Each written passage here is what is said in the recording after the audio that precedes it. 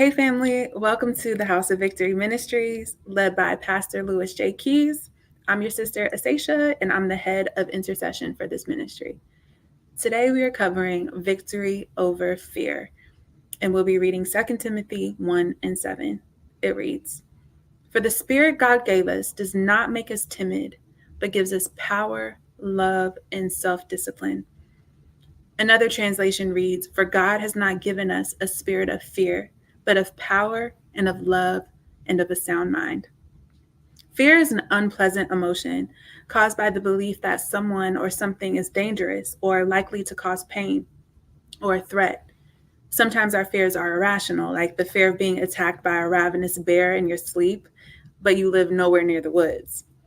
But sometimes our fears are rational because they're rooted in actual traumatic experiences. To take things a little bit more personally, I've been dealing with the fear of receiving phone calls with bad news.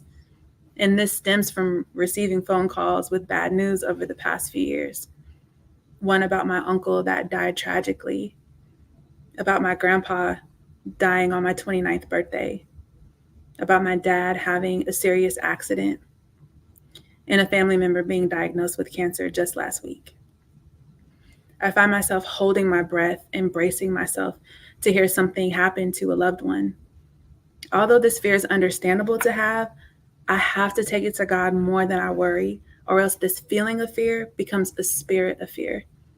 I can't live my life expecting for the ball to drop or some terrible tragedy to happen. I have to allow the spirit of power, love, and a sound mind to take root instead. 2 Corinthians 10 and 4 through 5 says, "For the weapons of our warfare are not carnal, but mighty in God for pulling down strongholds, casting down arguments and every high thing that exalts itself against the knowledge of God, bringing every thought into captivity to the obedience of Christ."